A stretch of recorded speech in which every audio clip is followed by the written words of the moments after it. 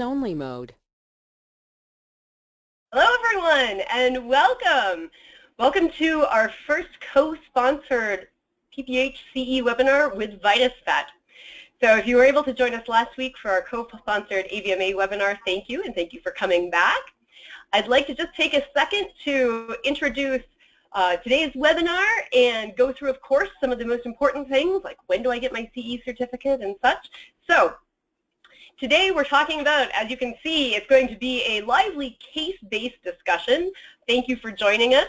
It's going to be a marriage here between toxicology and ER, which are intricately linked, as everyone here obviously knows. And we are very fortunate today to have VitusVet sponsor this webinar. I will let Dr. Alcott introduce himself and tell the story of VitusVet in just a minute, but just to give you a little bit of history, we first started having conversations with Dr. Alcott, a year and a half or so ago, and we found his story about the reason for creating VitusVet extremely compelling, and I think that you will too. And so since in the past year and a half, Pet Poison Helpline has become partnered with VitusVet, so what that means is that more pet owners who have the VitusVet app have access to Pet Poison Helpline and our poison control information at their fingertips whenever they need it. And again, I'll let Dr. Alcott elaborate on that a little bit. So my name is Dr. Anna Brutlag. I'm the Associate Director of Veterinary Services here at Pet Poison Helpline. I'm one of the boarded toxicologists. Quickly, my background, I've been at Pet Poison Helpline a total of almost 13 years at this point. But to be fair, I started here in vet school. I was then in private practice in the Minneapolis metro area. And after that, I ended up coming back here full-time and pursuing boards. And I spent some time at UC Davis in their veterinary toxicology lab. So that's my kind of a sort of a, what's the word, a a la carte residency that I was able to self-design. So at this point, I'm going to go through a couple of things I just want everyone to know for the webinar. So the presentation today is being recorded. So if you have to duck out early, or if you want to recommend this to a colleague, or you want to come back later and take a look at the webinar, you're welcome to do that. It will be archived on our website. Also, it is RACE approved, of course, as you know, so you will be getting a CE certificate.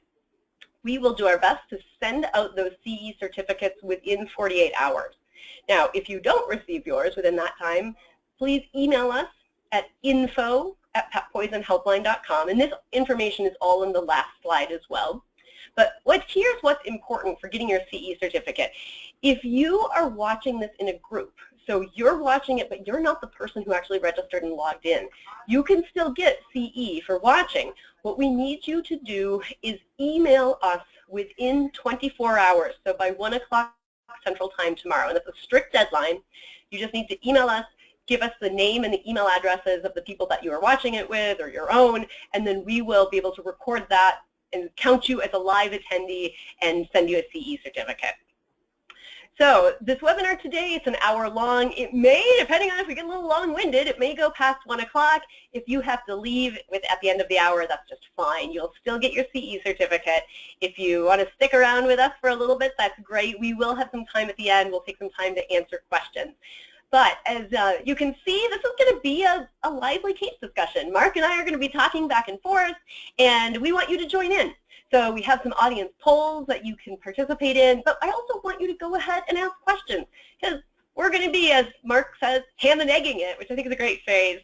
So if you want to ham and egg a little bit too, feel free to just write in questions or comments in the question panel of your GoToMeeting dashboard. So without further ado, let's get started here. So what I'm going to do is just give you guys, talk really quickly about Pet Poison Helpline in case you're not familiar with us. So we are a 24/7 animal poison control center. We've been around since 2004, and we are in Minneapolis, Minnesota. So we have some academic affiliation with both the University of Minnesota College of Vet Medicine and the College of Pharmacy. So we're a fairly large veterinary practice. We have over 20 vets, actually at this point even more than 35 vet techs. And our vets all have clinical practice experience. Obviously, we have boarded toxicologists. We also have criticalists on staff, and our medical director is an internist. And because we operate a human and animal poison control center side by side, we also have PharmDs, physicians, nurses, et cetera, that are on the human side, but they really help us a lot on the veterinary side, especially if we're talking about a new drug or something of that nature. So our case fee is $49. That includes unlimited consultations. So if the pet owner calls first, they can put it on their credit card, and then when they get to the clinic, you guys can call us. There's no additional charge to keep calling back about the same case. And we do really consider ourselves an educational center. Education is really important to us. So this is one of the reasons that we do these free RACE-approved webinars. So we can share our knowledge with our veterinary partners, like you. And as many of you may be familiar with, we have a selection of toxicology tools that are available to clinics. We also have things like toxicology videos that you can put on your clinic website, or newsletters which you can also put on your website, put on your social media sites, etc. So if you need any free resources for the electronic part of your practice, just send us an email. At this point, I'm going to turn things over to Dr. Alcott and let him take it from here. Great, appreciate it, Anna. So again, my name is Mark Alcott. I'm a veterinarian and the co-founder and CEO of Vitus Vet. I'm originally from upstate New York. I went to college in Western New York. I went to vet school at Cornell and then moved down to the Metro DC area not too long after graduation. And I've been in practice in this area now for just shy of 22 years. So I'm an emergency vet, but the first half of my career I was in general practice, and I went back to business school a couple of years ago to try and solve this problem of lack of after-hours record access. You know, I just got really tired of seeing pets that had just been to the primary care veterinarian, sometimes even just hours before, but that practice was now closed. We couldn't access any of their lab work or their diagnostic results, digital images, notes, so forth. I've even had patients die from this information siloing, if you will. So Vitus Vet started off as a branded practice app that works with the practice's existing software to make a pet's complete medical record available in an emergency or if the clients are traveling. But really since then it's expanded to be a full communication platform for veterinarians. Reminders and confirmations, appointments, refill requests. We also do text and picture messaging. Really everything that modern consumers want to do, but they don't really want to do it through the telephone. You know, whether they mean to or not, most veterinarians are highly dependent on the telephone at a time when consumers are moving further away from the telephone. So through all these things that we do, we help veterinary practices grow by really just improving the connection between them and their clients. When we're really trying to move away from portals and marketing first apps that clients tend not to use as much. So mobile's the next piece of real estate that practices need to be relevant on, along with a good website and social media practice, or social media presence, I should say. And one of the things that makes our app so popular are things that we've really designed it for pet owners, not so much for the marketing needs of practices. And one example of that is this partnership with the Pet Poison Helpline. There's a lot of really cool content on there that's free for pet parents, and they really love it. It's something of value. I think that's why they download it and use it. So our email address is there, our website's there. If you want to learn any more about us, check out our website, shoot us an email. And we actually have a special offer for all webinar registrants that I'll say a little bit more about that later in the presentation. But with that, why don't we jump in? Sound good, Anna? Sounds good. Let's do it. All right, case one. So this is Miko. And Miko's a 4-year-old tiny little Pomeranian, male-neutered Pom, who presented to me, let's see, I think this was a Friday afternoon. Yeah, I think it was a Friday afternoon once, and he was in pretty rough shape. His heart rate was extremely high. He was panting, elevated body temperature, hypertensive, and he just looked really agitated, dilated pupils, the whole thing. Now, whenever I see patients come in looking like this, some kind of toxin has to be pretty high on the list of differentials. You know, this combination of symptoms should definitely have you thinking, okay, what'd this dog get into? So we got a full history, history of food allergies, and he'd been acting strange for the last few hours, though the owner swore that he didn't get into anything. No garbage overturned, no prescription meds in the home, so forth. So we did an initial database on him, and that consisted of chemistry, CBC, and urinalysis. At this point, it was all pretty much normal. And we ran that while we started to stabilize him. I wanted to get his body temperature down, although I wasn't terribly concerned about 104.6 isn't terribly high for me, at least. But remember also that starting these guys, we started them on IV fluids, and when you're given room temperature IV fluids to a patient, just that alone can have pretty significant cooling effect on them. So what you want to do here is make sure that we don't overdo the external cooling. Right? Same thing if you're going to do water baths. If you're going to give them, use warm water, not cold. Warm water is plenty good enough to dissipate heat. We also gave them a little Valium to calm them down. So with that, why don't we do the first question, Anna, if you want to do that? All right, everyone. So I'm going to launch a poll here, and you're going to see it come up on your screen. What you can do, go ahead and click on the answer that you think is correct. So sorry, now I'm going to launch the poll. There it is. Veterinarians, and thankfully Mark is a good vet who has IT skills. I must admit I'm a little bit challenged. So all right, go ahead, select your answer. Give it a few more seconds here before the poll closes. All right. Okay, I'm going to close it up. So let's see what everyone selected. Okay. Yeah, looks like 102.5. Yep. So to be specific here, what we were talking about, the point here, actually 103.5 is the temperature, or 103 where I would stop, where you want to stop the active external cooling, knowing that they're going to continue to cool. Right? What you definitely don't want to do is cool them down to 101 or 100 and then say, okay, let's turn off the water and so forth, and then the temperature just keeps dropping and dropping, and now they're hypotensive as well, which is a big problem. So that's a big thing there when it comes to thermoregulation. So once we started him on the fluids, his heart rate dropped down to 200 beats per minute. I think I gave him a quarter shock bolus as well before we started him on the maintenance, and a good way to remember that is body weight in pounds plus a 0. So we gave that to him over 15 minutes or so.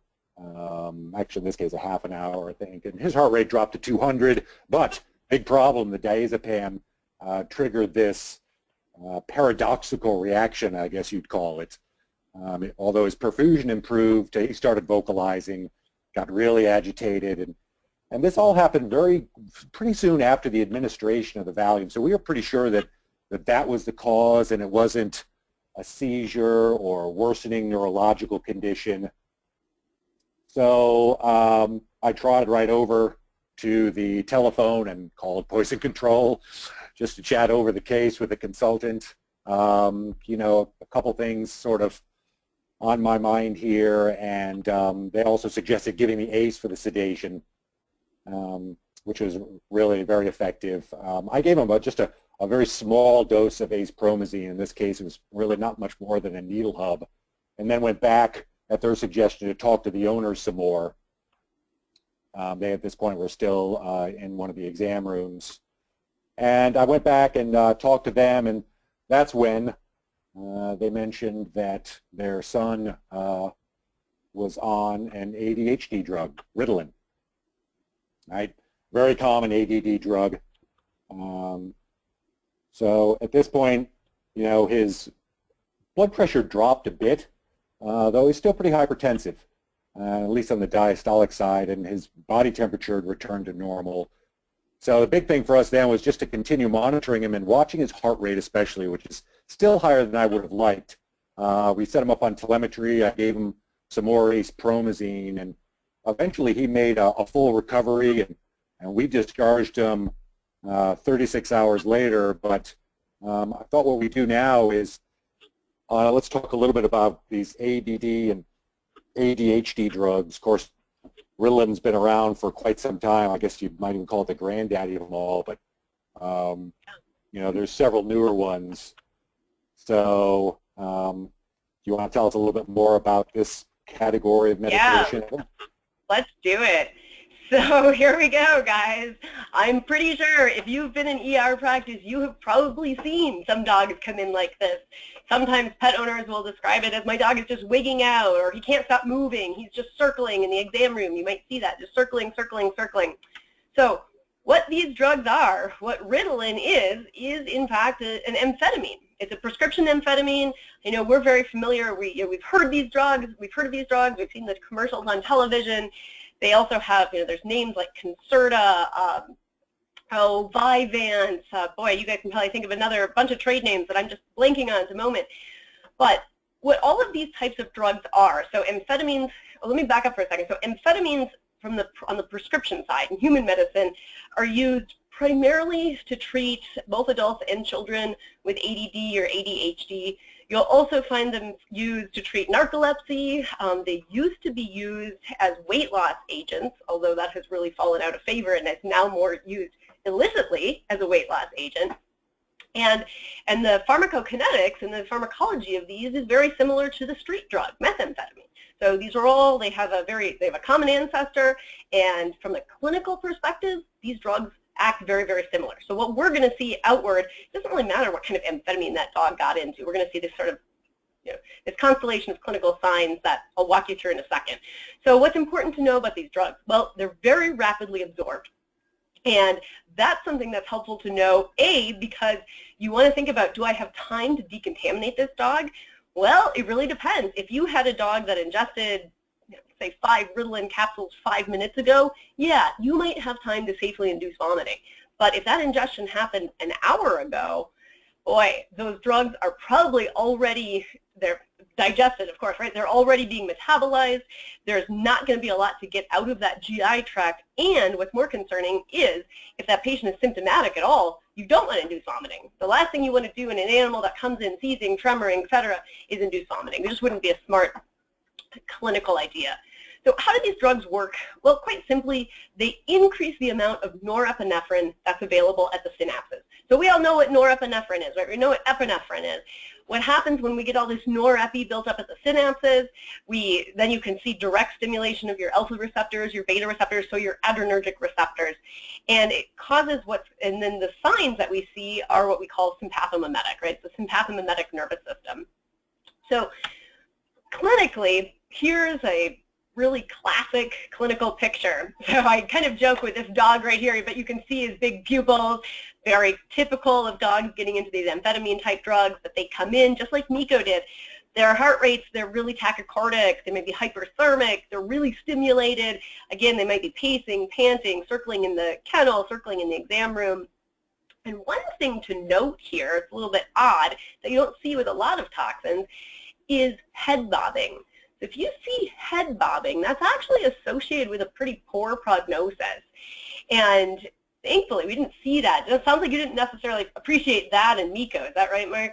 No, yeah, he didn't for sure. That would have been bad. You have an idea, like, is that well hashed out, like why that is? I mean, what? It's a great question. No, it's not, at least to my knowledge. So if someone out there has an idea, hey, let me know. But it's not. And clinically, we've seen it. So it's more anecdotal, too. We've definitely at our poison control seen that, and it has been published as a, it's a observation in some retrospective articles about amphetamine poisoning in dogs. But the mechanism, I don't know. So what happens then in these cases is they get more and more ramped up. One of the things that I worry most about is the potential for DIC. So I think you're smart, Mark. You said, 1046. I don't get super worried about that as far as body temperature, and I agree. We talked about cooling. The ideal temperature to cool down to, like we said, is 103.5 for the reasons that Mark said, because we don't really want to go far below that, or we're going to end up with a hypothermic animal. So cool them down a little bit, just like you did with Miko with IV fluids. That's perfect. And the idea there, again, hopefully we'll try and prevent DIC, or, and then your other treatment plans too. We'll talk about treatment in the next slide, but your treatment was excellent. So I'm just looking at a few questions that are coming in here too, and mostly treatment, so let's talk about that in a second. But someone said, why is vomiting a no-no? So good question. Hang on. I have one more thing I want to show you. All right, guys, I'm going to have to minimize my screen here. Watch this video, then that may be part of the answer to the question. It might be. So this is, let me set you up with what's going on here. This is a 2.5-year-old, about 40-pound, male-neutered mixed-breed border collie. This particular dog got into a CNS stimulant which is very similar to amphetamines, but it's something that's commonly found in cold and flu medications. And so if you guys have any ideas, go ahead and type in an answer there. I'd like to see what you might think this is. So someone comes in and says, oh my God, my dog got into a bunch of Benadryl and now it's acting really weird and I don't know what's going on. Any ideas? So I'm seeing a few. I am seeing a ton of ideas roll in. And I also see a comment that I might be on amphetamines because I'm talking way too fast, which I get that a lot. No, so I'll talk slower. But you guys are correct. The ideas that are coming in, almost exclusively people are saying yes. Sudafed, pseudoephedrine, same thing. Phenylephrine, absolutely, that's in there, and that's a sympathomimetic med. Dextromethorphan, yes, that could be in there. It's not going to cause quite these same signs, but that is going to be a problem potentially. So let me show you what's going on with this dog. So this dog had been given by accident Claritin D. The owner thought she was giving Claritin. She was actually giving Claritin D. The D stands for decongestant, and the active ingredient for the decongestant, is pseudoephedrine. So she didn't understand what was happening. This is a very common thing that we see at Pet Poison Helpline. So as a pearl to you guys, when you are recommending pet owners purchase Claritin or diphenhydramine or Benadryl, etc., whatever, over the counter, make sure to tell them it should only contain diphenhydramine. It should only contain, or it should only be Claritin. If they purchase, which is common, they may purchase Claritin cold and flu, or like in this case, Claritin decongestant, which are going to get all sorts of funky things that we don't want, like pseudoephedrine, phenylephrine, acetaminophen, maybe even some NSAIDs. So this dog had been given a pretty significant amount of pseudoephedrine, and this was actually several hours post-hospital admission. But here's what you're going to see. So this guy, we have catheter hooked up, and this dog just cannot stop moving in his cage. And this is the head bobbing that I'm talking about right here, guys. So this dog is already a little bit more sedated when it came in, but do you see how this is not voluntary movement. It can't stop moving that head, and this is basically how this guy looked for several hours until finally they had enough sedative on board that they were able to actually appropriately sedate that patient. Yeah, back to the answer about the vomiting thing, we're just concerned about their airway, not wanting them to vomit if they're sedated or mentally altered in any way, and then they aspirate, and then it's a whole different, and it's off to the races with a whole bit bigger problem. So that's why we didn't in that particular case. Yeah, exactly. You're smart. So that's the whole point here. Decontamination is a big question in these guys. If they're already symptomatic, don't bother. Plus, what is there to get in the GI tract? We know this drug is absorbed. I mean, obviously it depends on maybe how many pills or how many tablets the dog ingested, but the mainstay of treatment with our amphetamine cases, or really any of your sympathomimetic cases, the number one thing you want to do is sedate these guys. And what's a little bit funky here is to sedate them, it may take really large doses of phenothiazines.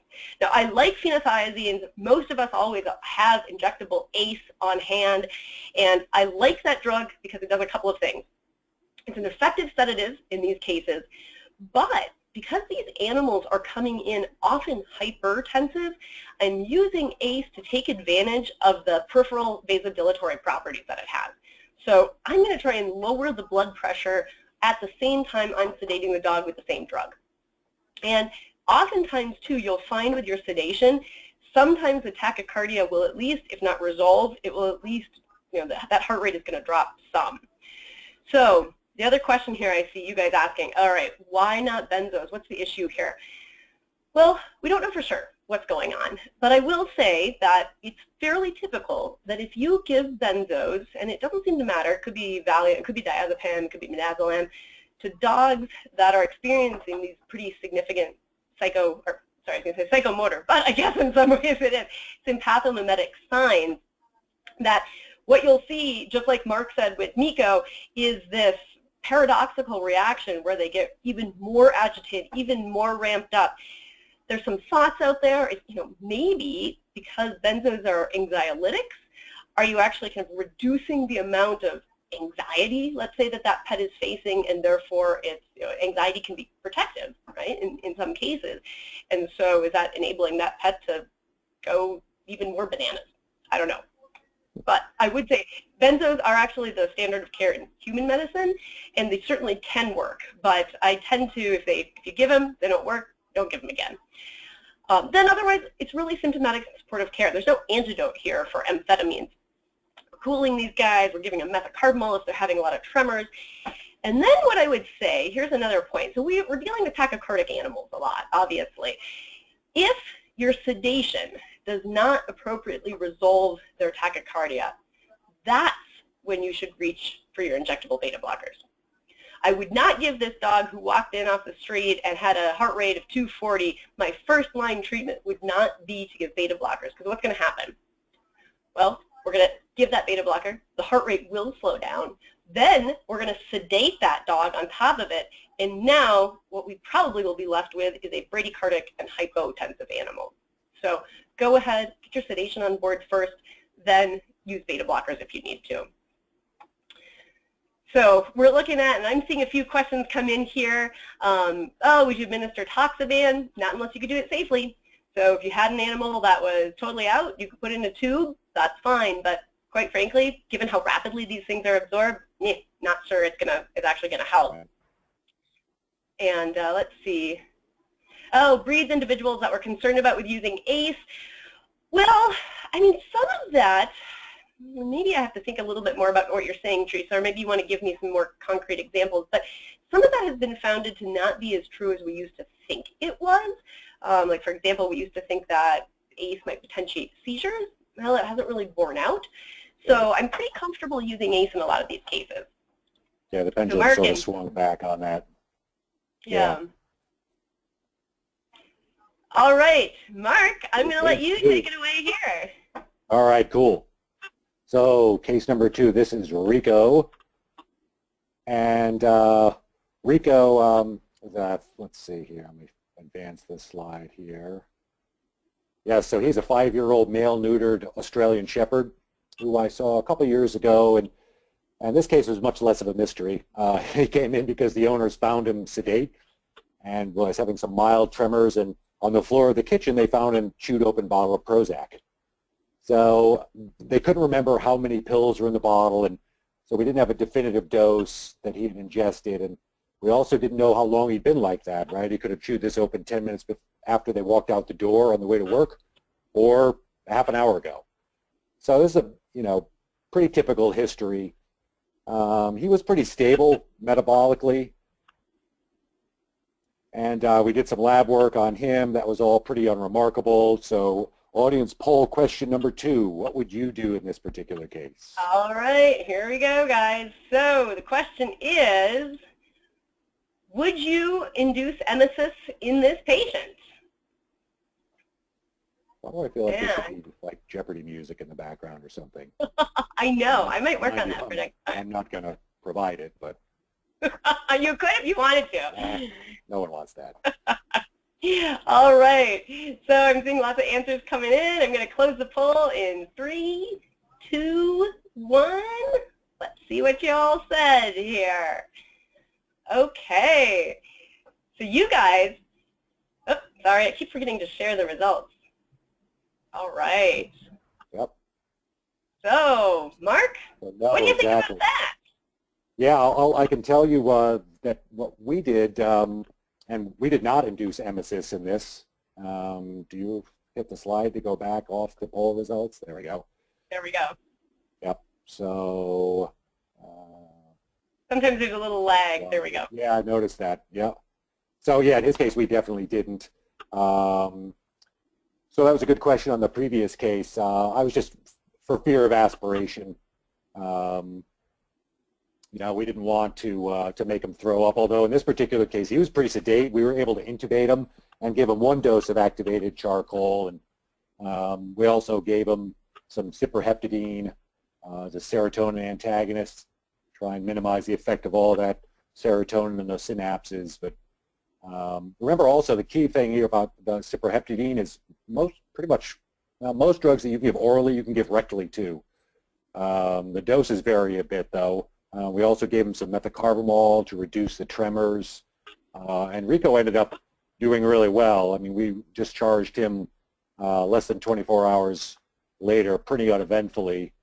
And you know, these are the cases here where these meds have been around for, boy, when did fluoxetine come out? 20-something years ago. Oh, yeah, probably more than that, honestly. Yeah. It's an old drug, right? We know that. And we've used it in the vet world now for a decade or more, too. Yeah. It seems like they're constantly coming out with new ones, though. I mean, is fluoxetine the one that you guys see the most, or are there other ones that you get more frequent calls on? It probably, you know, as old as it is, it's still one of the #1 drugs that we see. And then you start to split it out, I mean, between, you know, other human SSRIs. I mean, there's obviously some veterinary-specific SSRIs. And then the other thing that's really started to show up a lot is there are what they now call SNRIs. So it's a serotonin and norepinephrine select reuptake inhibitor. So let's quick look at this little cartoon here. You can, just to refresh your memory if you don't remember how serotonin reuptake inhibitors work. So here's our synapse, our neurosynapse. Here up here is the, you know, the presynaptic nerve ending. The postsynaptic nerve ending is down here. These little vesicles filled with black dots. The black dots are serotonin, and serotonin is released into the synapse. This is a totally normal process. Then we have on the postsynaptic side right here, we have all these little receptor sites, serotonin binds, boom, you get your serotonergic effects.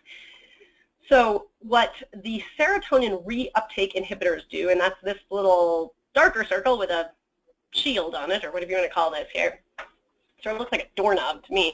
Anyway, the doorknob goes ahead, it blocks the receptor sites. So because otherwise what would be happening right here at this receptor site is that serotonin would be taken back up into the presynapse. So hence the name serotonin, selective serotonin reuptake inhibitors. We're preventing the reuptake of serotonin at the synapse into the, and what happens then is you just get a lot more serotonin at the synaptic site in the synaptic cleft than you otherwise would.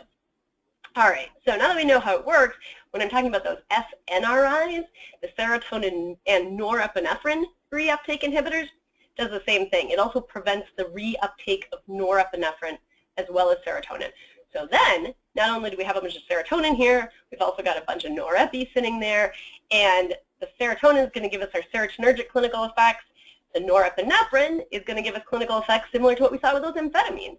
So that's going to be, again, your ramped up, tremoring, pacing, panting dog. So let's just quick talk about, okay, you know, what's the dose range here? What are we worried about? Well, as far as doses with toxic doses go, you know, even at therapeutic dose, if any of you guys have prescribed Prozac for a cat, dog, doesn't matter, you know that oftentimes they're a little bit lethargic when they start taking these meds. It's totally normal. And so when we see mild overdoses, like a 2-3 times overdose, typically we're still seeing lethargy as the primary clinical sign, which is not that big of a deal. But as those doses increase, now what we're seeing is what's called potentially serotonin syndrome, which is just a massive, you know, hyper concentration of serotonin at the synapses causing all these serotonergic signs. What that can look like, it's pretty extreme. So these guys can be extremely hyperthermic. You might see really severe muscle rigidity. It affects multiple organ systems. Again, you might see big dilated pupils, significant bilateral mydriasis. They may be tachycardic, hyperthermic, like I mentioned. In people, one of the hallmarks is just this extensive muscle rigidity. I mean, these people just say they're having involuntary muscle contraction, and the mainstay here is, again, to sedate them. The #1 thing that people pass away from in serotonin syndrome is essentially hyperthermia. You die of hyperthermia. DIC obviously would be a primary complication of that. So that's what we're worried about, obviously, as serotonin doses get too high.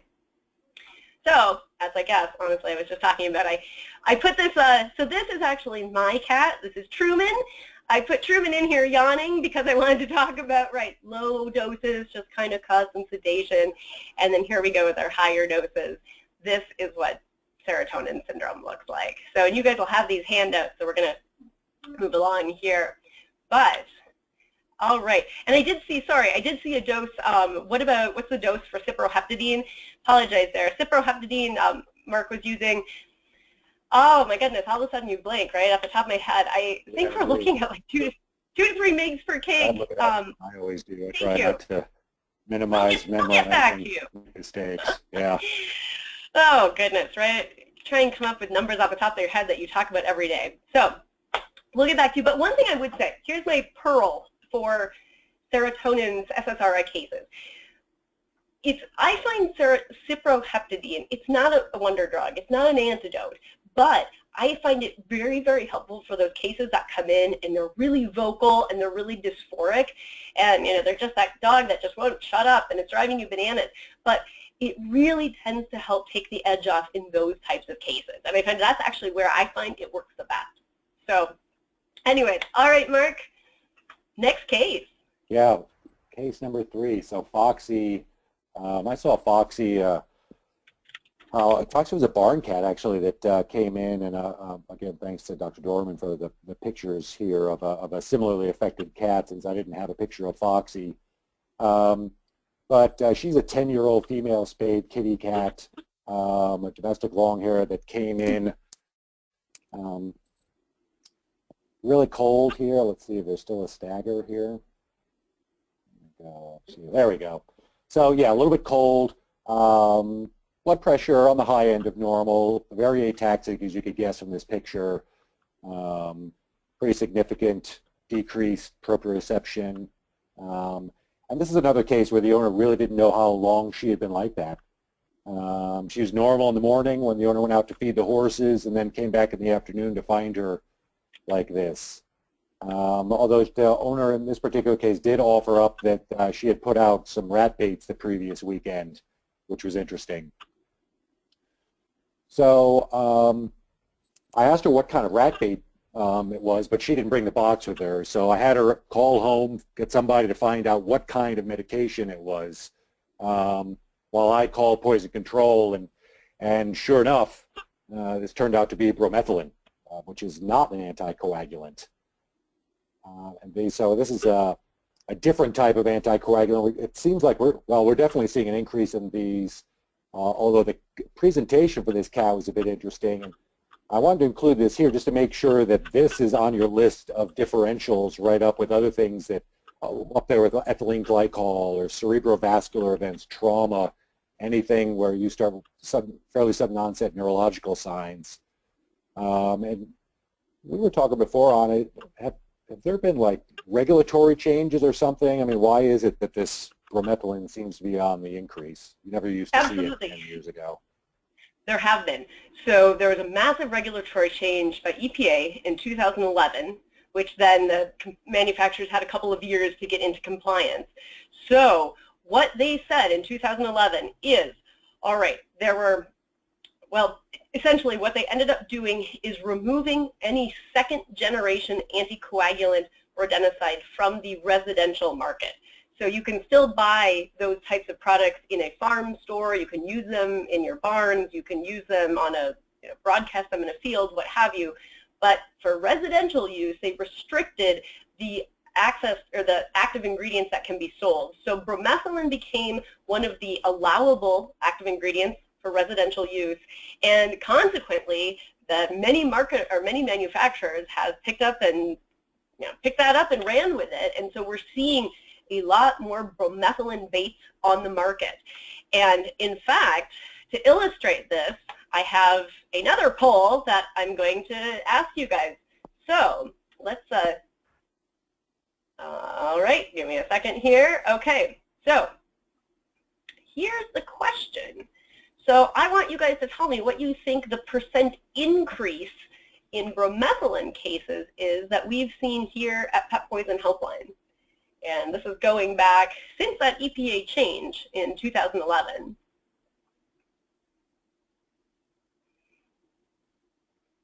And I realize you would never know the answer to this, so your guesses are all very valid. But all right, I'm going to close that poll. 3, 2, 1, and All right, guys, you should be able to see in just a second here. So it looks like the vast majority of you thought 200% might be right. Well, actually, that's wrong. We have seen a 400% increase in bromethylene cases since the EPA mitigation measures went into effect. So, boy, talk about making toxicologists nervous, right? This is one of those that we really get concerned about. So here's something that is important to know.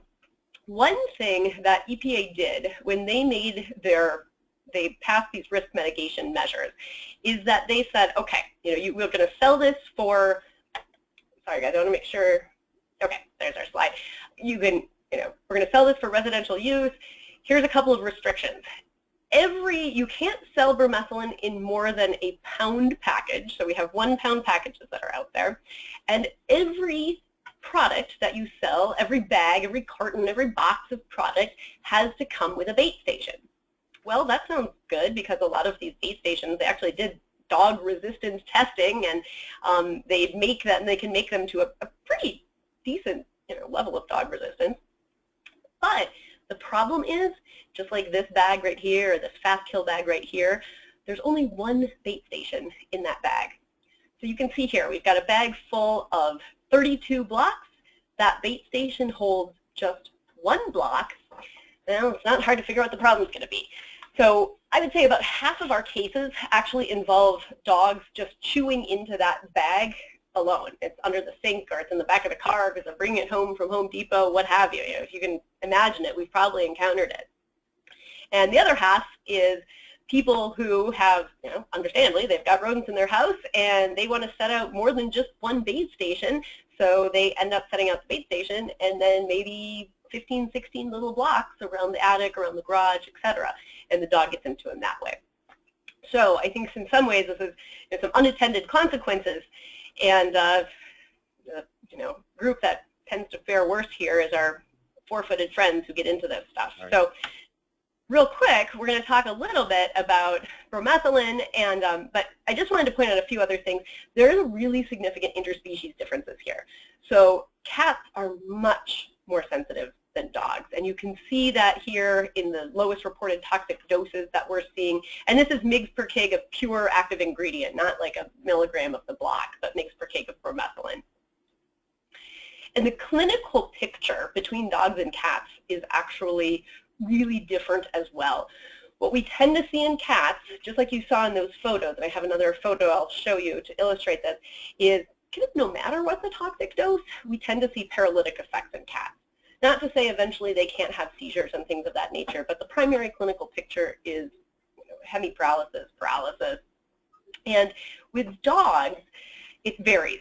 At kind of lower doses, like toxic doses that are below the LD50, yes, we tend to see those same sort of paralytic effects as well. But when you get a big acute dose that's above the LD50, we tend to see much more, a more convulsant clinical picture. So these are dogs that we could start to see tremors, seizures in, even within a couple of hours of a massive ingestion. So here's some photos from that same study at NC State. Dr. Dave Dorman, he's a veterinary toxicologist who did some of the initial research with cats and dogs and bromethylene. And as you can see in these pictures, like for example, this picture here, this cat is being held up. It has CP deficits in all 4 limbs. It's not able to right itself at all. And here, as it's held on its back, you can see this involuntary extensor limb rigidity. So nasty cases, really. And quickly about treatment, basically the hard part is here, there is no antidote. So unlike our anticoagulant rodenticides, which even if things go really bad, we still have an antidote. It's not the case for bromethylene. It's a neurotoxicant, and there's relatively few neurotoxicants that do have antidotes. What we try and do, because we know things can get pretty bad, is we try and decontaminate these guys if at all possible. So if they don't have neurosigns yet, this is one case where inducing emesis and providing charcoal certainly can be helpful. And even maybe sometimes, depending on how much they ingested, maybe inducing emesis a couple of hours out, provided that animal is neurologically stable, could still be helpful. And then the mainstay, the mechanism here by which we see clinical signs is secondary to cerebral edema. what we end up seeing is actually big holes in our white matter. So these guys end up, if you're looking at a histo slide, it's a bunch of holes in the brain, effectively. And then we get subsequent cerebral edema. So it's the cerebral edema, spinal edema that's really causing the neuroscience that we're seeing. So treatment for that is just like we would treat any case of cerebral edema. Mannitol, keep that head elevated, keep those fluids going so that animal, that brain is really well perfused, etc. So I know that was kind of a short run of bromethalin, but in just a second here, we actually have a webinar that talks just about rodenticide, and you can get a lot of detail on bromethalin, so I'll show you that just link in a second. But before we leave rodenticide, I would be amiss if I didn't talk about cats, because we just talked about how cats are so sensitive to anticoagulants, and frankly, cats get the short end of the stick when it comes to toxicology all the time. But there's one category of toxins that cats are remarkably resistant to, and that is anticoagulant rodenticides. And I find this isn't, Mark, what do you think? I mean, is this something that a lot of us know, or is this something that... I thought, in fact, I struggled to remember the last one of a cat with an anticoagulant that I saw. I thought it was just that they were too smart to eat stuff like that. You know? Well, that may be. They're not... Knucklehead lab. Exactly. They're not at least trying to eat their weight in rodenticide, as right. most of our canine friends. But this is one piece of good news. Cats actually rarely suffer anticoagulant rodenticide poisoning. The most likely scenario where this would occur would be, let's say, a farm cat that is subsisting off primarily mice or rats or rodents poisoned by rodenticides, because there certainly is, for anticoagulants, there's a risk of secondary intoxication or relay toxicity, right? So this is one of the problems that EPA was dealing with, is we see a lot of relay toxicity in raptors who are going and pegging off all these slow-running mice who have been poisoned by anticoagulant rodenticides, and then we can see subsequent poisoning in raptors. So in wildlife, relay poisoning is a big deal. It's real. It's a high concern. Cats, me, and probably honestly, wild felids, not that big of an issue. So anyways, there's more information about that in this rodenticide webinar. So please, if you're interested, this is archived on the Pet Poison Helpline website, or you can just hyperlink to it from your handout. Alrighty, Mark, I'm going to turn it over to you too. All right, case number 4. All right, here we go. So let's talk about Gracie. And Gracie is... her picture didn't show up there, but you can imagine what Gracie looks like. She's a 2-year-old, 65-pound spayed female golden, and she's our 4th contestant today, and she came in after having eaten an entire bag of green grapes. I remember her like it was yesterday. She's the kind of golden who would like drink from the bottom of the water bowl and then come over to the owner and just drip right on the lap. I'm sure many of you know Gracie too. She was a real sweetheart. Thankfully, in this case, she had the good sense not to eat the actual bag, and she looked pretty normal when she arrived. Vitals were normal. She had inhalant allergies. She was on Zyrtec. Her physical exam was pretty unremarkable. The wrinkle in this case was that the owners barely had enough money for the examination fee, so we couldn't really do any diagnostics. Our hands were a bit tied there, so I gave her some apomorphine IV, and she pretty quickly threw up a stomach full of grapes, and she was very proud of herself, as I recall, though she was a lot less excited than when she walked in the door. Apomorphine certainly takes the wind out of their sails. Many of you probably know this, but just as a reminder, apomorphine is available IV, a lot simpler than having to mess around with those tablets in the conjunctival sac and all that. So that works like a charm for dogs. So we discharged Gracie and strongly recommended that she follow up with her veterinarian in 48 to 72 hours, specifically to have some renal values checked out. I'm not sure if they ever really did that. So I guess what I wonder in this case is, what's the story with these? I mean, everybody, it's interesting now that in the public awareness, they seem to know that grapes and raisins are a problem. So what should I have told them? What's the latest on this? Well, it's a great question. I'd say the public should know, although I found out over the holidays this year that my father had no idea. So, right, it doesn't matter what your children know, you don't believe them anyways. I feel like it's the story I get here. But no, you're right. It's definitely hitting the public awareness. And right now, it's this, grapes are the food that we're called about the most, right behind chocolate. Chocolate is always going to be number one. Xylitol's way up there too, but then it's grapes and raisins. So people are aware of this. And vets are becoming aware of it, definitely.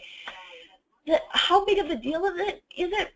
Man, Mark, that's so tough to answer because here's what we know, which is not very much. Well, let's do the poll question. Oh, yeah, all right, okay. So, give me a second here.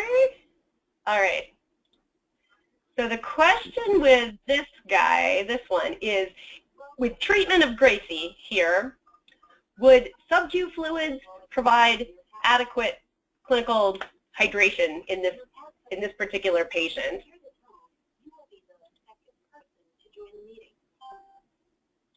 So what do you guys think? Sub-Q fluids, is that good enough for this dog? Knowing that, again, we don't know exactly how many grapes she ate, but I have a reasonable suspicion it was a decent amount.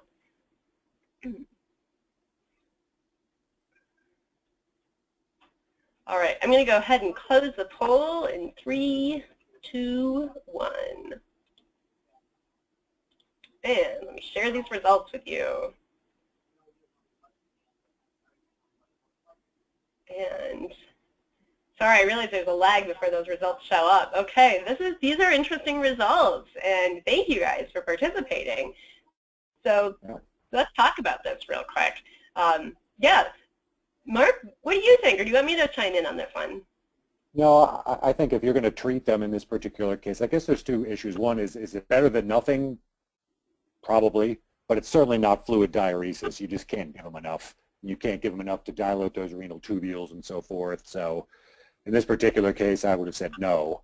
What do you think, Anna? I agree with you. I think if we're really actually serious about trying to treat these guys, and in a case like this, because we do know, even though we don't know what the toxic dose is, all right, that's what makes this tough. We don't know what the toxic dose of grapes or raisins are. There are, I will say, some toxic doses floating around out there, but I'm really skeptical of those. I don't think that they have necessarily good scientific backing, and if someone knows of one that does, please let me know. But the problem is, right, if we just give this dog sub-Q fluid, send it home, you know what, there's plenty of cases in which that dog is going to be fine.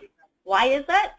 Probably because grape and raisin poisoning tends to be, as far as we know, quite idiosyncratic. Now, I think we know enough at this point to say, yes, there is some sort of dose response. So dogs that get into really big doses, just like Gracie, yeah, I would get more worried about that dog. And I would say, yeah, the prognosis is worse than if Gracie, the 65-pound golden, ate 3 grapes. But the truth is, we really don't know what the cutoff is. And so for better or for worse, even though we know that kind of statistically speaking, most dogs that eat grapes and raisins probably will not, well, I could say will not develop acute renal failure, we don't know which ones will. And we don't yet know what the mechanism is that, we're not able to yet identify those sensitive dogs. There is some really cool research that's just being done now that's looking at this from more of an endocrine standpoint. So hopefully, maybe this summer, next fall, I'll be able to talk about that a little bit more once we have an idea. But at this point, we still don't know who's sensitive. We have no way to predict that. So what we would do is treat dogs, especially that get into a lot of this, we treat them fairly aggressively. And IV fluids is the kicker there. You're right, Mark. Sub-Q fluids, unfortunately, it's just not going to cut it. And again, if you have those dogs, you would say, I gave that dog sub-Q fluids and it worked just fine. Well, you know what? We don't know, but it probably was a dog that wasn't going to have a problem anyway. Right.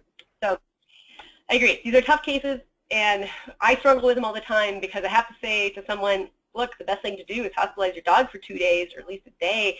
And I know that that's a lot of money. I know that it might actually be for naught. It might not even have been needed, but it's tough. It is really tough. We struggle with those. So real quick, I get this question a lot. People will say, hey, well, I heard that currants are toxic too. Is that right? Well, here's the thing about people in the US talking about currants and the Brits. So what we do know is anything in the grape family, which is the Vitis species, does have the ability, is to be nephrotoxic in dogs. And so in the U.S., we tend to call these little grapes and raisins, these very small raisins, which oftentimes they call them Zante currants, but these Zante currants are actually a member of the grape family. Now, this is different from these types of currants, which you might have growing in your backyard. These are in the ribes species. They are not in the grape family, and these are not known to be nephrotoxic to dogs. So when someone's asking you about currants, it's a good idea to just kind of clarify what sort of currant are they really talking about here. So real quick, as far as, clinical signs, I mean, one thing that I think is kind of interesting, we all know that acute renal failure is the thing that we're worried about here. In some of the retrospective studies that have been put out, there was some notice of spontaneous vomiting within the first few hours after ingestion in the dogs that went on to develop acute renal failure. Now, I don't know if that's necessarily, can't say with probably great accuracy that this is a negative prognostic indicator, but if you did see spontaneous vomiting, then you'd be a little bit more concerned about that patient. And as far as diagnostics go, I mean, you're diagnosing these guys just like you would any case of acute renal failure. And you're monitoring your BUN, your electrolytes that are your pertinent electrolytes, creatinine, looking at your urine-specific gravity, your INS, and your urine output. Yeah, that's a key point I underline there, Anna, just to make sure and get that specific gravity before you start the fluids. Because sometimes you'll start this and, maybe they came in with subclinical renal disease and had nothing to do with the grapes. I've seen that happen too. So dot the I's and cross the T's. Exactly. Oh, fantastic. So I'm not going to go, for the sake of time here, I'm not going to go through treatment in any sort of thorough manner, but the mainstay of treatment, fluids. You're going to treat these patients just like you would treat any of your patients with acute renal failure or acute on chronic renal failure. And so you guys have the handouts, you can take a peek at that, but what I wanted to say is we actually did go pretty in-depth on grape and raisin poisoning and other toxic foods too. So feel free to check out this archived webinar if you want to know more about that and get more details. All right, so we have our final case here, Mark, and I know we're hitting our 1 o'clock hour. We'll get through this one again. Attendees, if you have to go because the hour is up, that's just fine. You will still get your CE certificate. If you want to stay with us till the end, and we'll have some more time for questions at the end, you're welcome to. All right. Take it away, Mark. So finally, our last case, we have the dynamic duo of Max and Scruff. They came in one Saturday afternoon with pretty different presentations. Max had thrown up at home and since then had become extremely sedate. We had to carry him out of the back of the car. Presentation, he was bradycardic but had real bounding pulses, otherwise pretty unremarkable. Scruff, on the other hand, could walk, but he was really wobbly. And the key clinical sign here I want to draw your attention to here is this dribbling urine. All right, so these guys were presented by the college-age son and a friend, and they were pretty freaked out. They were kind of in that place between concern about the dogs and worry that they were going to get into trouble, but despite my initial questioning, they didn't offer really up anything from a toxin standpoint. But that dribbling urine and the dogs just looked pretty clinically affected. They're so commonly associated with marijuana toxicity that it was at the top of my list of differentials. So I kind of took another run at them. And in cases like this, I really try and stress to them, like, I'm not going to call the police. You're not going to get in trouble. I just want to do what's best for the patients. I can't help them if you don't help me. Another one, there's a million things that we could treat them for that they could have gotten into, and I don't want to waste time and your money treating for an unknown toxicity if you can tell me what they actually did get. So in this particular case, that worked. And they had acknowledged that, in fact, they had cooked a bunch of marijuana cookies here. Click forward here. Yep, 3 dozen of them. And 2 dozen of them were missing.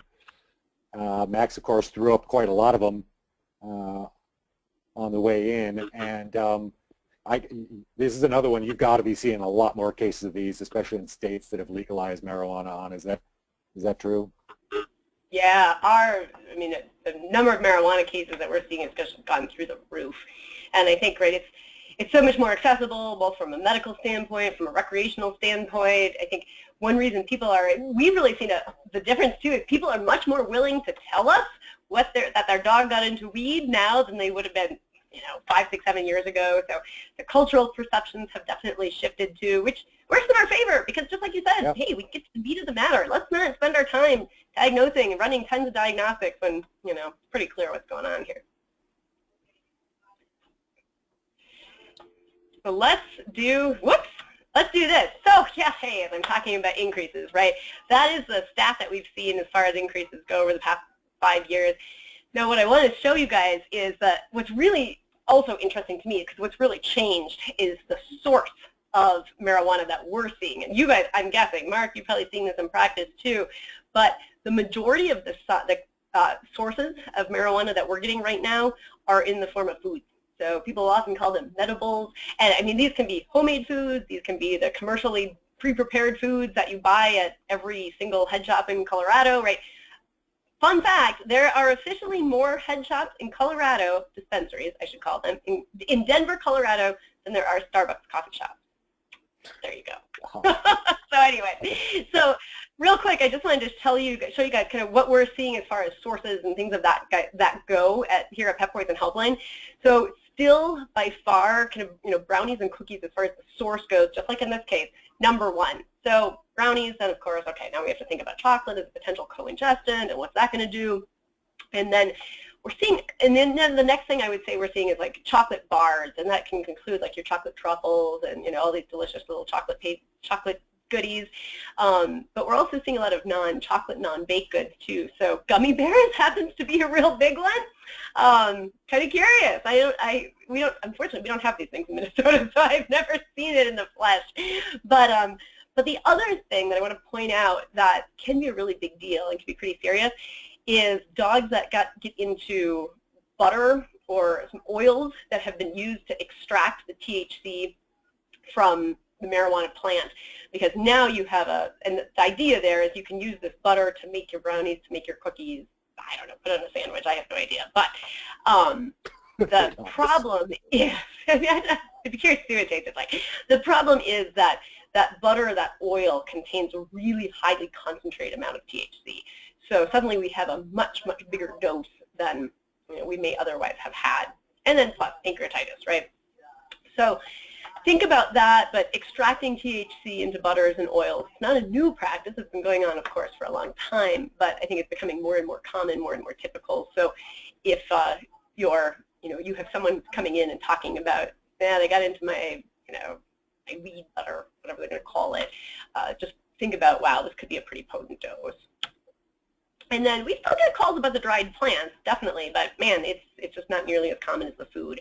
And the only thing I want to point out about the plants is if you were around, let's say in the 70s, and you were imbibing at that point in time, and you chose to imbibe again today, you might be really surprised at how hard a joint that marijuana hits you. So through some pretty ingenuity, there is actually, the plants that are bred today and raised today, marijuana plants, have a much more concentrated amount of THC than we would have seen in marijuana in the 70s and even early 80s. So just a food for thought there, that the plants that these critters are eating right now, again, are much more concentrated than they would have been. And then here's one other source of marijuana I want to make sure that you're aware of.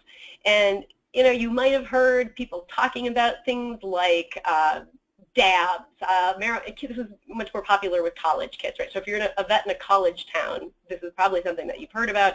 But dabs or wax, these are, what they are very, very concentrated forms of THC that are typically meant to be smoked or vaped is more common. So just like you would vape an e-cigarette, it's the same mechanical principle, but you're vaping marijuana.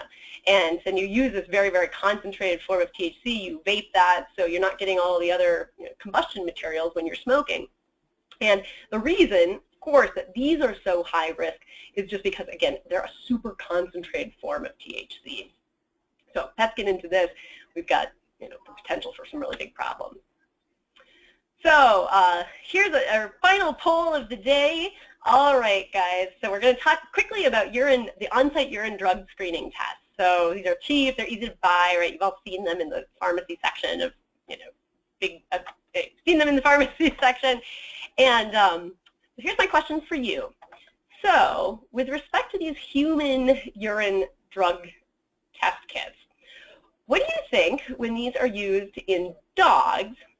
What is the most, well, I guess you could say, hey, are they effective? But what I want to know is what's the most common test error that we're going to see when we use these, specifically in dogs, specifically to see if we're testing to see if that dog ingested marijuana. All right. Excellent. Excellent, excellent. Okay, I'm going to close this. 3, 2, 1, and share those results. So give it a second for me to see it pop up on your screen, which might even be farther lagging. Mine might be farther lagging behind. All right, there we go. I see it now. So the vast majority of you in this case were absolutely correct. What we do tend to see with these tests, whoops, sorry guys, especially when it comes to dogs and marijuana, is we tend to see a lot of false negatives. So why? Well, we don't really know. We think that probably what's going on is dogs metabolize marijuana differently. They don't tend, a lot of times these tests are looking actually for THC in the urine or a kind of specific metabolite that's common in humans. Well, dogs tend to metabolize THC fairly differently, so there's not actually free THC in dog urine, and then they have other dog metabolites too, and there's thoughts that actually more of the metabolites from THC or marijuana go out via the biliary route instead of the urinary route, so that could all be reasons why we see a lot of false negatives. But if you saw a positive, heck, I'd probably believe it, although, let me back up for a second. If you really want to know what that dog got into, save that urine, send it to a diagnostic lab. And many diagnostic labs are going to be able to run that for you, or they're going to be able to send it on somewhere that can. So the aevld.org, that's the website that you can go to look up your closest diagnostic lab, or look at all the diagnostic labs and maybe see which offer those types of testing services. But here's what's kind of interesting.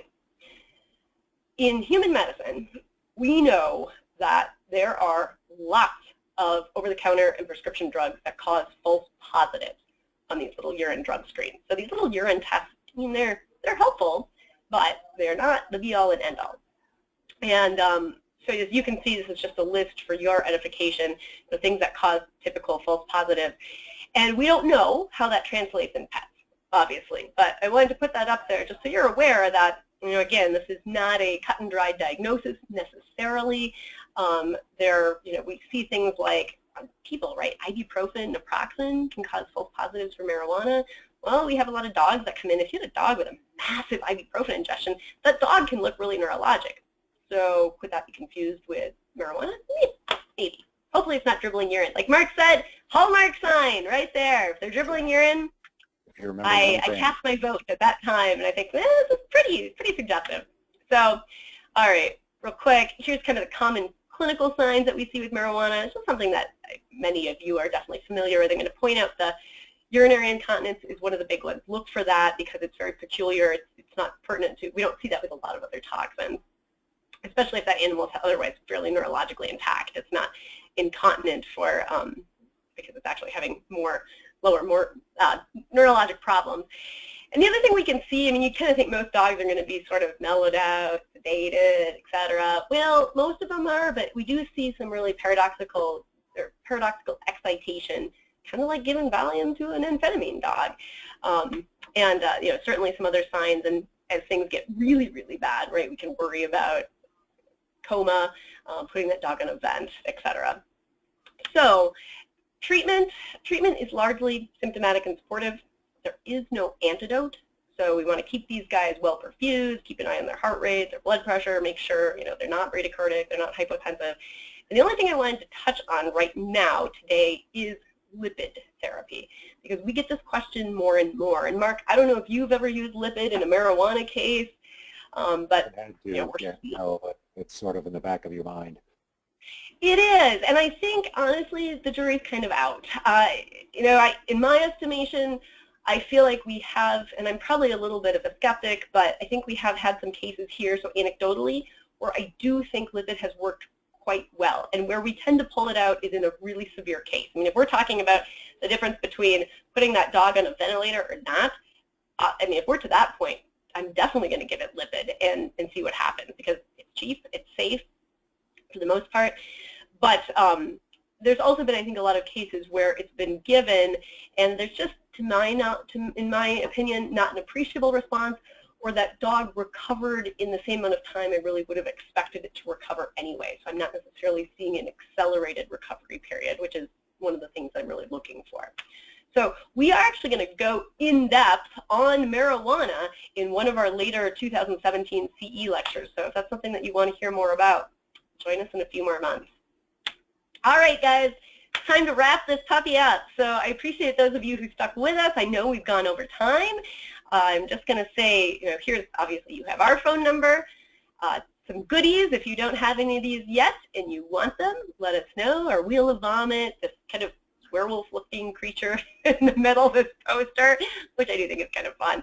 And again, a note, many people know that our second edition of our textbook has come out, so it's been very well received. Thank you. It's really geared towards practitioners in both a day practice and an ER setting. For clinical, it's very practical.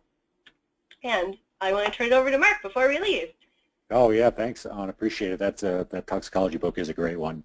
And as a sort of a gesture of appreciation for everybody attending or registering today, if you're interested in learning more about Vitus Vet, go to our website where you can sign up for a demo, and it's a quick 15-minute online demo. We do them all the time. If you like what you see in the demo, we'll waive the setup fee and give you a 60-day free trial to evaluate Vitus Vet in your own practice. So again, thank you everybody for attending today, and this has been great, Anna. Yeah, this has been a lot of fun. I was joking that really I just needed a cocktail before we started, right? I mean, here we are walking into a bar, but maybe that would have made me talk a little bit slower, so I should probably think seriously about that next time. A lot of information to try and get to people. It's a lot of information. I appreciate everyone sticking around. So here are the kind of the little quick, FAQs we always get at the end. You'll get your CE certificate ideally in 24 to 48 hours from now. Again, the most important thing to remember is if you watch this in a group, so you were not the one registered, you need to email us and let us know. We need your name and we need your email address so we can send you a CE certificate. And you have 24 hours to do it. Otherwise, I'm sorry that we can't consider you a live attendee. And the webinar will be recorded. It will be online. It can be watched. The recorded version can also be watched for race approval, or race credit. So if you have colleagues, friends, peers who you think should watch this, send it to them. We have a ton of archived CE on our webinar, on our website too. So of course, if you are still in need of some CE, there's many lectures that you can access there. Or if you're just interested in toxicology, because poison is cool. So, all right, you guys. Well, here's what we'll do. I think it's fascinating, right? I mean, it's been around since the beginning of time. But anyways, I know there's a lot of questions that Mark and I didn't necessarily get to. So, Mark, if you want to hang out for 5-10 minutes, we can try and go through some of these questions verbally and get back to people. Sure. What's your time frame looking like? No, I'm good. Yeah. All right, let's do it. So I'm just going to kind of go through some of these questions and see if there's some big ones that we missed. It's always a little hard to look at questions and speak at the same time, but we try to do our best. Let's see. And Mark, if you see something that you want to answer, just go for it. Someone brought up, what about ADD meds that are extended release? And that's a good point. We didn't talk about that. They said, so what if a dog gets into those, which the biggest thing that I expect to see is a delayed onset of clinical signs. So, right, those aren't going to be the ones that are absorbed within 30 minutes. Although, depending on, some of those meds they're not necessarily delayed release, maybe sustained release is a better term. So you'll get some initial release as soon as you take those meds, and then there's kind of this slow progression of release over several hours. So that could also be a dog that might be symptomatic much longer. Be hospitalized longer. Yeah. Totally. Let's see here.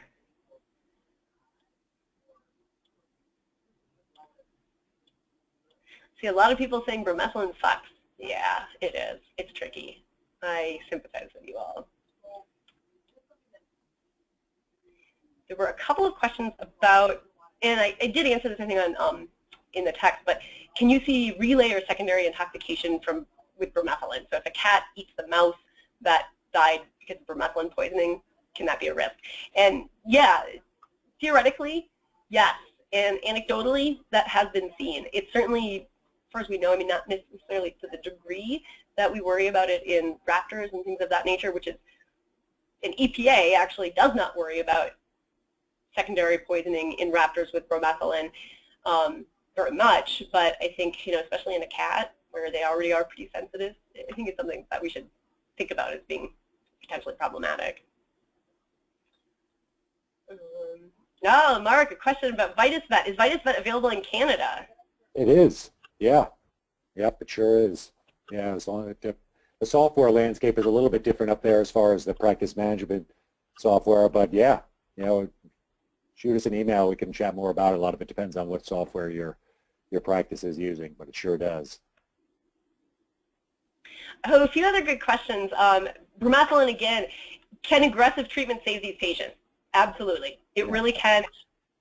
Definitely. We've had some cases where, I mean, it can be a slow road and you can accrue a lot of time in ICU. But yes, it can. These patients can recover. And in the rodenticide lecture that we have archived, you'll see some case presentations about that. One dog that I think, took about 6 weeks or so before it was fully normal. Normal is a relative term. I'm not sure if it actually really ever became, quote unquote normal to the stance to the, back to baseline. But yeah, they can. Oh, another good question. A good question about green grapes versus red grapes. Are they both the same as toxicity? We don't know. Yeah. Guess, right? They are. Consider them the same. I mean, there's no known difference, as far as we know, between green grapes, red grapes, seedless grapes, seeded grapes, organic grapes. There's been people who have looked into certain mycotoxins like ochratoxin that might grow on grapes or certain pesticides that might have been used. And to this point, there's still nothing that we've been able to definitively hang our hats on to say, yeah, that's what the mechanism was. This is some sort of contaminant or some sort of fungal toxin. Doesn't necessarily seem to be panning out. Molly's got a good question here about their comment. There's no toxic dose in grapes that I've been told. Every patient responds differently. How do you communicate that to owners that it could be bad, but it could have little side effects? And that's a great point. I mean, I guess what I try and do in cases like that is just lay it all out to them, say exactly that. We just don't know. A lot of the decision to treat comes down to their comfort level with risk. I mean, maybe as some of these tests for early renal disease get better, you might be able to say, well, come back in 18 hours and we can run a blood test and maybe we can catch it in time. But if you go home and 4 days later they're flat out and in renal failure, that they're way behind the 8 ball at that point. So just laying out all the data as best you know, give them a good estimate and say, all we can do is try and treat them. They'll try and often ask you, what would you do if it was your pet? Everybody has to sort of come up with their own particular answer for that. But we see that a lot, or whether it's the ibuprofen bottles on the ground. I don't know if they actually got anything or not. Same sort of thing. I mean, there may be a very low chance of it happening, but if it does happen, it's really bad. So everybody has to sort of do their own calculus. I think that's really fair. Yeah. I'm looking to see, I think, one question here. I saw a local vet give naloxone for THC poisoning. Is there any evidence for this? No. I thought that was just for opiates, wasn't it? Right. So naloxone, as many of us know, is the reversal agent for opiates, right? If you give morphine, it's the reversal agent. It's an opiate antagonist. For THC specifically, there are actually specific receptors in the brain that endocannabinoids or cannabinoids bind to. And naloxone is, I mean, it's an interesting question, and I would honestly have to review it. The initial answer is no, it's not going to be a perfect reversal. there's all this kind of new information coming out about naloxone, and so maybe back there, and I just haven't come across it yet, is there some evidence that it actually could help? Possibly. It's certainly not well touted. If it helps, it would probably be fairly minimal, but it is a totally different receptor mechanism. But naloxone seems to have a little bit more of a broad base as far as receptors than we, I think, initially thought. So, all right, guys. Well, I think that's really wrapping stuff up. I apologize, guys, if, let's see. Mycotoxins in grapes, yeah, we talked about that one. Yeah, probably not, actually. If you're looking for THC, if it's bad enough, try it, like you said. Yeah. I've never seen one that's been that bad. But yeah. Most of them aren't, you're right. Colorado. Yeah, I know. It's the Colorado and the Washington vets here. Yeah, that'd be a good one. Yeah, we need to hear from those guys. All right, everyone. Well, thank you so much for joining us. I appreciate you sticking with us for the duration of the webinar. I hope you enjoyed it. And if you have any questions, comments, shoot us an email afterwards. We always love to hear from attendees. So I'm going to go ahead and sign off right now. Thank you so much, Mark. This was just a pleasure. I appreciate it. Yeah, thank you. Appreciate it. All right. Bye, everyone. Bye, everybody.